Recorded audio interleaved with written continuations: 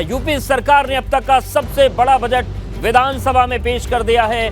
वित्त मंत्री सुरेश खन्ना ने 6,90,000 करोड़ से ज्यादा के बजट से यूपी के विकास को रोड मैप बताया और कहा कि ये बजट 1 ट्रिलियन की अर्थव्यवस्था के लक्ष्य को हासिल करने में मददगार साबित होगा। मुख्यमंत्री ने भी प्रेस कॉन्फ्रेंस में बजट की एक बात को सामने रखा और कहा कि समग्र विकास के संकल्प को आकार देने वाला ये बजट है। प्रदेश को देश की सबसे बड़ी अर्थव्यवस्था बनाने में मील का पत्थर साबित होगा। लेकिन अखिलेश यादव को ये बजट दिशाहीन दिखाई देता है। सरकार के दावों पर विपक्ष को एतबार एकदम नहीं है। तो सवाल ये है कि आखिर में विपक्ष को ये बजट क्यों पसंद नहीं आया, क्या दलीलें हैं, उस पर चर्चा करेंगे। रिपोर्ट आपको दिखाते हैं। 5 अंतर्राष्ट्रीय तथा 16 घरेलू एयरपोर्ट, इस प्रकार कुल 21 एयरपोर्ट क्रियाशील हो जाएंगे। आज के इस बजट में जो घोषणाएं हुई उनमें मुख्य रूप से प्रदेश के अंदर एक बड़ा भाग कैपिटल एक्सपेंडिचर के लिए है। 6 साल काम करने का मौका मिला हो, दिल्ली की सरकार उनकी हो, और जब 7वां बजट हम देखते हैं तो ये बजट दिशाहीन बजट दिखाई देता है। बजट में यूपी मालामाल, छात्र, किसान, महिलाओं को सौगात। 631 करोड़ रुपए की व्यवस्था प्रस्तावित है। प्रधानमंत्री मत्स्य संपदा योजना के अंतर्गत होलसेल फिश मार्केट के लिए 257 करोड़ 50 लाख रुपए की व्यवस्था प्रस्तावित है। सिक यूनिट को खासतौर पर एमएसएमई यूनिट, जो उत्तर प्रदेश के औद्योगिक निवेश का एक बड़ा आधार था, उसको पुनर्जीवित किया गया। 1 डिस्ट्रिक्ट 1 प्रोडक्ट की योजनाओं ने उत्तर प्रदेश को एक्सपोर्ट के एक हब के रूप में विकसित किया। बजट में सब कुछ बा। आवश्यकता उत्पत्ति की जननी है। जो भी सरकारें आती हैं वो हर साल अपना बजट पेश करती हैं। जैसे जैसे आबादी बढ़ती है, आवश्यकता बढ़ती है, वैसे वैसे बजट बढ़ता जाता है। पूर्वांचल, बुंदेलखंड, अवध और पश्चिम को तोहफा, 21 शहरों में ऊंची उड़ान। बुंदेलखंड में स्थापित की जाने वाली सौर ऊर्जा परियोजनाओं से विद्युत निकासी के लिए केंद्र सरकार तथा जर्मनी की संस्था KfW की सहायता से ग्रीन एनर्जी कॉरिडोर सेकंड परियोजना के अंतर्गत पारिश्रमिक तंत्र के निर्माण हेतु 1554 करोड़ रुपए की व्यवस्था प्रस्तावित है। सरकार के बजट में विकास की बहार, विपक्ष को नहीं, दावों पर एतबार। जो आज की ग्रोथ रेट उत्तर प्रदेश की है, उससे $1 ट्रिलियन की इकोनॉमी कब बन पाएगी? सरकार का दावा, बजट से होगा कमाल। विपक्ष ने उठाया नीति पर सवाल। अभी तक जो 6 बजट आए हैं उसमें ऐसा नहीं लगता है कि जिसमें किसान, नौजवान या बेरोजगारी के लिए कोई बड़े फैसले लिए हों। अगर बड़े फैसले लिए होते तो आज उत्तर प्रदेश की अर्थव्यवस्था न जाने कहां पहुंच गई होती। 6 करोड़ 90 लाख करोड़ के बजट से सरकार में उमंग। जंबो बजट पर क्यों है सियासी जंग? उत्तर मांगे प्रदेश। कुछ अब बजट की बड़ी बातें जान लेते हैं। यूपी का जो बजट है वो है 6 लाख करोड़ का और 90,000 यानी लगभग 7 लाख करोड़ का बजट है।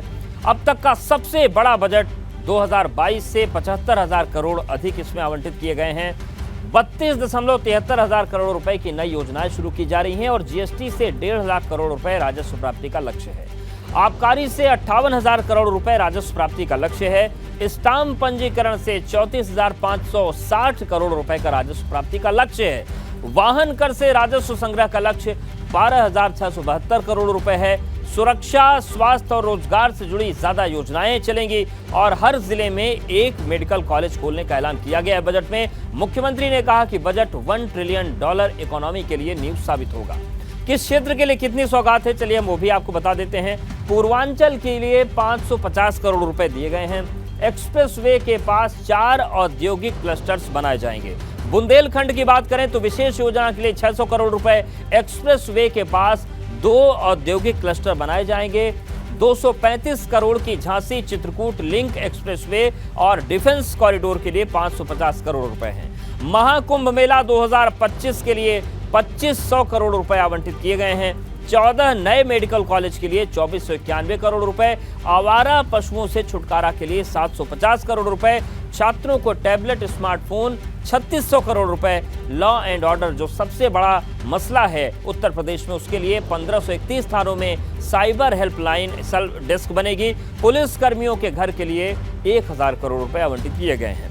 नई एमएसएमई नीति 2022 का बजट 15% बढ़ाया गया है। खेती किसानी 1700 किसान पाठशालाएं, मुख्यमंत्री कृषक दुर्घटना कल्याण योजना के लिए 750 करोड़, किसान पेंशन योजना के लिए 7,248 करोड़, राष्ट्रीय कृषि विकास योजना के लिए 984 करोड़ 54 लाख रुपए, नेशनल क्रॉप इंश्योरेंस योजना के लिए 753 करोड़ 70 लाख, यूपी मिलेट्स कार्यक्रम के लिए 55 करोड़ 60 लाख रुपए का आवंटन हुआ है। चलिए सीधे मेहमानों का रुख कर लेते हैं। बजट पर चर्चा भी जरूरी है और ये जानते हैं कि क्या इसमें बेहतर है और क्या गड़बड़ियां रह गई हैं। और हमारे साथ भाजपा प्रवक्ता हीरो वाजपेयी जी हैं, सभा प्रवक्ता नाहिद लारी जी हैं। आप दोनों का बहुत स्वागत है। हीरो वाजपेयी जी, पहले हम खामियों की बात कर लेते हैं क्योंकि सवालों के घेरे में बीजेपी है और सरकार का बजट है। नाहिद जी, कुछ आप पॉइंट्स बता दीजिए कि कहां से आपको लगता है कि बजट दिशाहीन है, फिर हीरो वाजपेयी जी उस पर हम समझ लेंगे, वो बताएंगे कि दिशाहीन है या नहीं है। देखिए अवधेश जी, लबो लुबाब समझ लीजिए आज के बजट का कि जैसे अभी परसों माननीय राज्यपाल जी से झूठ का पुलिंदा योगी जी ने पढ़वाया, वैसे आज वो खुद भी झूठ का पुलिंदा पढ़ रहे थे। केवल शब्दों का मकड़ जाल है। आप ये देखिए ना कि अरबों रुपए निवेश लाने के नाम पर अरबों रुपए खर्च कर दिए। मीडिया में तो खूब वाहवाही हुई, कागजों पे दिखा दिया कि अरबों रुपए का निवेश हो गया, लेकिन धरातल पर तो एक ढीला नहीं उतरा। और ये देखिए कि 2022 और 2023 का कुल बजट 6,49,000 करोड़ था। सरकार ये बताए कि कहां ये खर्च किया और कितनी नई योजनाएं जमीन पर उतारी। अभी कल ही एक अखबार की खबर की बात मैं बता रही हूँ आपको कि पिछला बजट सरकार ने 50% ही खर्च किया। किसी विभाग में सरकार ने पूरा बजट खर्च नहीं किया। आप ये समझे कि ये डबल इंजन की सरकार है, टोटल फेल है। इसीलिए तो आप ये देखिए कि अभी जो मैनपुरी उपचुनाव हुआ था, खतौली उपचुनाव, कुल अगर मैनपुरी के 5 और खतौली और रामपुर की सीट मान ले तो 7 विधानसभाओं सीटों में जो चुनाव हुआ था उसमें से 6 तो बीजेपी इसलिए बुरी तरह से हारी थी, मुंह की खाई थी और समाजवादी पार्टी का परचम लहराया था। आप ये देखिए कि डबल इंजन की सरकार टोटल फेल है। इसीलिए तो उड़ीसा, बिहार, बंगाल, दिल्ली, पंजाब, हिमाचल प्रदेश, तमिलनाडु, अनेकों जगह मुंह की खाई है। देखिए जो बजट है उसमें महिलाओं के लिए कुछ नहीं है, किसानों के लिए कुछ नहीं। किसानों की ये बात करते, किसानों के लिए तो इनकी नियत साफ ही नहीं है। अभी देखिए परसों किस तरह से इन्होंने किया कि हम सबके आदर्श और किसानों के बस किसान वाला अपने कॉलम मैम सही से नहीं पढ़ा क्या? अभी देखिए, अभी मैंने बताया कि 750 करोड़ रुपए दुर्घटना की स्थिति में जो दिए जाएंगे। ये बहुत छोटी छोटी मदद होती है, लेकिन संकट के काल में बहुत मदद हो जाती है इससे। अवधेश जी, मैं तो ये कह रही हूँ कि धरातल पर कहाँ उतरती है। अभी देखिए ना, परसों आदरणीय चौधरी चरण सिंह जी की प्रतिमा पर समाजवादी पार्टी के माननीय विधायकगण जो है अपनी बात उनके चरणों पर अपनी बात जनमानस की बात रखने गए थे। तो ये भारतीय जनता पार्टी की सरकार ने उनको पत्रकारों को भी बजट बनता है, बड़ा खर्च भी नहीं होता, महिलाओं की बात है, किसानों की बात है, उन पर अच्छे से आप लोग काम नहीं कर पा रहे हैं, इसलिए दिशाहीन बजट सपा कह रही है। देखिए, मुझे लगता है सपा प्रवक्ता को थोड़ा समय और मिलना चाहिए बजट पढ़ने के लिए। मुझे लगता है सतही तौर से जो बातें रटी रटाई हैं वही वो बोल रही हैं। मुझे लगता है बजट के उसमें उनको डीप तरीके से जाना चाहिए और बजट को अच्छे से पढ़ना चाहिए। और जो बातें वो कहती मैंने अखबारों से देख ली, उनको भी पूरा पढ़ना चाहिए। कभी कभी हेडलाइन को देखकर आदमी भ्रम की स्थिति में रह जाता है, उसमें पूरी न्यूज़ पढ़नी चाहिए। बजट पे जहाँ तक बात है, तत्काल इतनी जल्दी प्रतिक्रिया नहीं देनी चाहिए। उत्तर प्रदेश विकास के पथ पे चल रहा है। सरकार ने जो भी बजट जारी किए लगातार उस पर काम होने का है। अगर ये कहती चुनाव दर चुनाव, तो चुनाव दर चुनाव जब से हमारी सरकार आई है लगातार चुनाव जीतती रही, इसके मतलब बजट कार्य कर रहा है। सिर्फ एक सीट आप मैनपुरी जीत गए तो आप कहते हैं कि बजट पे कोई काम नहीं हुआ, सरकार कोई काम नहीं करे। मुझे लगता है बहुत सतही बयान है। सपा प्रवक्ता को अपने बयान को, बजट को बहुत अच्छे से पढ़कर फिर जारी करना चाहिए। महिलाओं के लिए भी है, किसानों के लिए भी समर्पित है, छात्रों के लिए भी है, गरीब वर्ग के लिए भी, और उत्तर प्रदेश विकास के पथ पर कैसे आगे बढ़े उसके लिए भी है, शिक्षा के लिए भी है, स्वास्थ्य के लिए भी है। लेकिन मुझे लगता है यही एक सपा की सबसे ज्यादा वो है कि हल्ला बोल टैक्टिस आती है, लेकिन उसको पढ़ने का काम जो है वो सपा नहीं कर पा रही। मुझे लगता है हो सकता है जल्दी हो, इतना बढ़िया बजट लेकिन है, उन्होंने इतना लंबा चौड़ा है। उन्होंने किसान और महिला की बात की है, तो आप उनको संतुष्ट कर दीजिए कि क्या ऐसा बजट में है कि उसे मान ले वो कि अच्छा है। किसानों का इस तरह जिक्र किया नहीं उन्होंने। कर पा रहे। मुझे लगता है कि समय मिलना चाहिए और जो बहस है उसको एक सकारात्मक की तरफ होना चाहिए। आप पढ़िए बजट को, जब कमियां देखिए उसको जानिए, उसके बाद उस पर टिप्पणी करिए। हम ही लोग अभी बजट को जो आया है पूरी तौर ठीक है। से नाहिद जी, एक सवाल मेरा और भी है। डिबेट से पहले मैंने तो पहले सोचा था कि अच्छाइयों से शुरू किया जाए, लेकिन ठीक है, आपका पक्ष है कि दिशाहीन है। लेकिन ये जो इतना बड़ा बजट है, कोई 5 अच्छाई आपको दिखी? अच्छाइयों पे भी चर्चा कर लेते हैं। कोई अच्छाई, क्योंकि देखिए जब बुराई होती है ना, तो ये जनता भी समझ गई है कि अगर बीजेपी सत्ता में नहीं होती तो आपकी बजट की बुराई कर देती, आप नहीं तो उनकी कर दी। लेकिन कुछ अच्छाइयां तो होती होंगी ना इतने बड़े बजट में, तो उसका 2-3 पॉइंट बताइए। अवधेश जी, देखिए जो बजट आया है ये केवल शब्दों का मकड़जाल है। सरकार खुद जब आपकी सरकार थी तो यही बीजेपी भी कहती थी। तो ये तो परंपरा है कि विपक्ष को अच्छा ही नहीं लगता बजट। नहीं, ऐसी परंपरा नहीं। आप सुनिए मेरी बात, मुझे मौका तो दीजिए। ये खुद पढ़ रही है भाजपा इसको और खुद ही अपनी वाहवाही कर रही है, खुद अपनी पीठ थपथपा रही है। अभी आप देखिए इन्होंने मेडिकल कॉलेजेस की घोषणा की। अरे मेडिकल कॉलेज की संख्या क्या बता रहे, क्या ये आंकड़ों का मकड़जाल बता रहे? जो मौजूदा स्वास्थ्य व्यवस्था वो तो पूरी तरह से ध्वस्त है। तमाम आपके चैनल में अनेकों बार दिखाया गया, स्ट्रेचर नहीं मिलता मरीजों को, दवाई नहीं मिलती, इलाज नहीं हो रहा है, तमाम असुविधाएं हैं, एम्बुलेंस नहीं मिल रही। यहाँ तक समाजवादी सरकार में शुरू हुई जो स्वास्थ्य सेवाएं थी उसको भी ठप करने का काम कर दिया। अरे अगर ये महिलाओं की बात करें तो कम से कम महिलाओं के लिए जो गैस सिलेंडर का दाम है वो कम से कम 500 रुपए कर देना चाहिए था।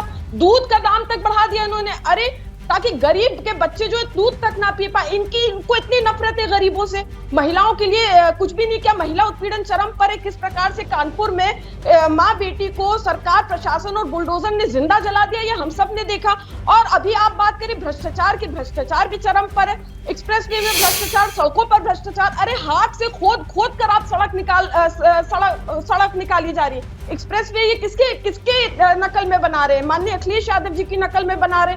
माननीय अखिलेश यादव जी ने तो 22 महीने में आगरा लखनऊ एक्सप्रेसवे बना दिया, एशिया का पहला। ठीक है, चलिए इस पर भी आएंगे। गंगा एक्सप्रेसवे का जिक्र, उस पर भी बात करेंगे। हीरो वाजपेयी के पास जाएंगे। शैलेश भी हमारे साथ जुड़ गए। शैलेश, बजट आते ही वो तकरार शुरू हो गई है जो हर साल होती है। अखिलेश यादव ने साफ तौर से कहा है कि दिशाहीन बजट है। इस पर सरकार का क्या पक्ष है और क्या प्रतिक्रियाएं आ रही हैं चारों तरफ से? देखिए, निश्चित रूप से विपक्ष ने इस पूरे बजट को लेकर हमला करने का काम किया है। बसपा की बात करें तो मायावती ने कहा कि ऊंट के मुंह में जीरा है। उन्होंने ये कहा कि बजट जो है वो जन भावनाओं को ध्यान में रखकर नहीं बल्कि 2024 को ध्यान में रखकर स्वार्थ के भाव से तैयार किया गया। अखिलेश यादव का भी बयान अवधेश हमने अपने दर्शकों को सुनवाया। कांग्रेस की बात करें, कांग्रेस विधानमंडल दल की नेता आराधना मिश्रा का बयान सुनवाया। और सरकार का साफ कहना है कि जो एक लाल पट्टी विपक्ष ने अपनी आंखों पर बांध ली, जब तक वो उसे नहीं उतारेगा तब तक उसको नहीं दिखेगा कि सरकार क्या काम कर रही है। जो बजट है उसको सरकार एक बड़ी उपलब्धि के रूप में देख रही है। उसके पीछे वजह यह कि 6,90,000 करोड़ से ऊपर का बजट है, जो यूपी के इतिहास में अब तक का सबसे बड़ा बजट है। और यही बात सरकार कह रही है, चाहे वो फिर बात हो उसके बाद मेट्रो को लेकर, चाहे वो बात हो अल्पसंख्यक कल्याण विभाग को लेकर, कृषि विभाग को लेकर, नए कृषि विश्वविद्यालय की स्थापना के लिए भी बजट में प्रावधान किया गया है। एयरपोर्ट्स को लेकर व्यवस्था की गई है, फ्लाईओवर्स को लेकर व्यवस्था की गई है, सड़कों के लिए। यानी इस बजट में सरकार का ये दावा है, चाहे युवा हो, चाहे महिलाएं हो, किसान हो, सबको ध्यान में रख के पूरा बजट तैयार हो। और विभागवार जो बजट आया उसके साथ ये भी बताया गया कि आखिर इस विभाग में जो हमने बजट दिया उससे कितना रोजगार आएगा।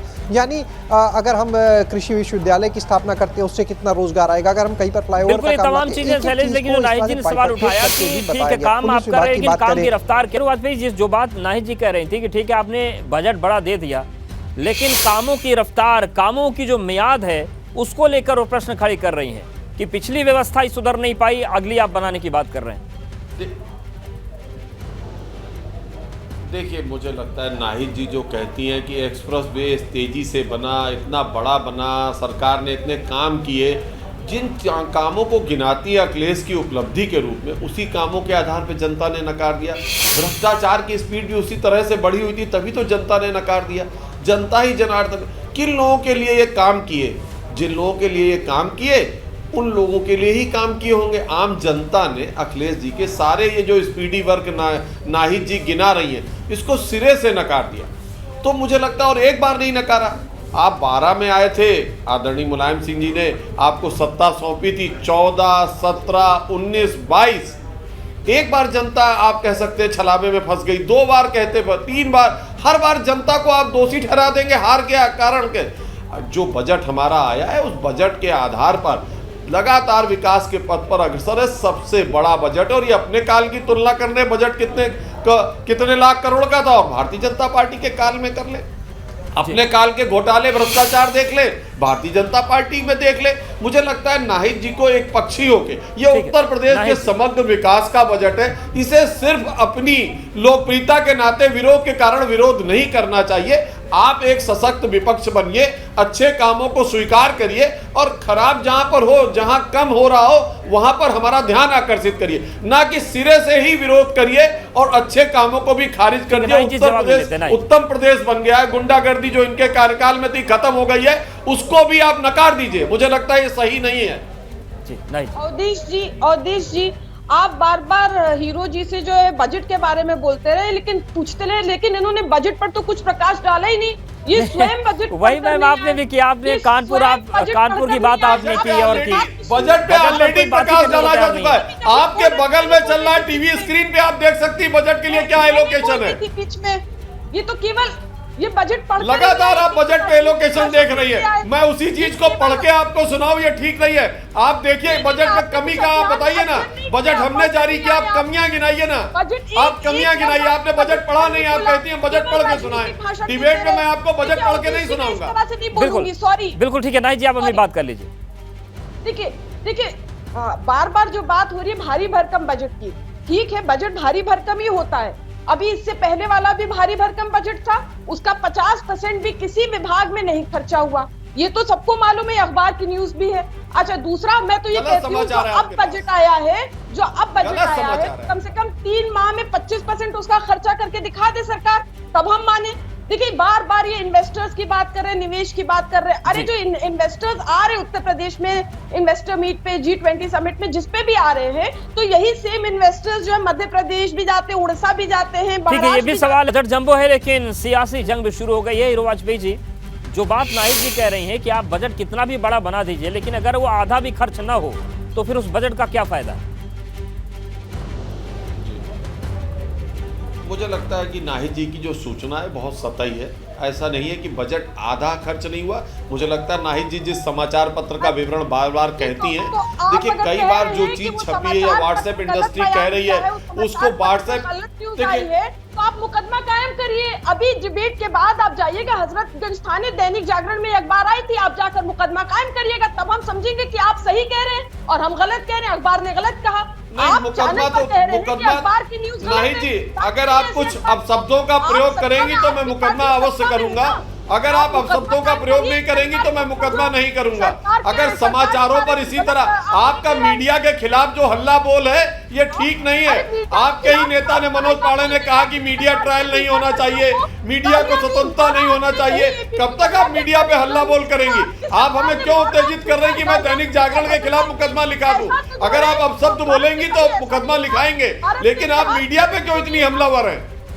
मीडिया पे क्यों इतनी हमलावर है कि मीडिया के खिलाफ मुकदमा लिखा दे? अरे भाई लोग आंकड़े देते हैं, आंकड़ों की पुष्टि सरकार नहीं कर रही है। ये जिस व्यक्ति ने आंकड़े इकट्ठे किए उसने अपना ज्ञान दिया है, इन आंकड़ों से सरकार इत्तेफाक नहीं रखती।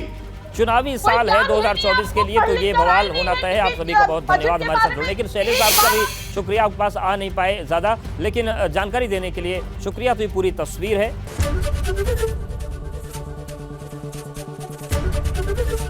एबीपी गंगा, खबर आपकी, जुबान आपकी।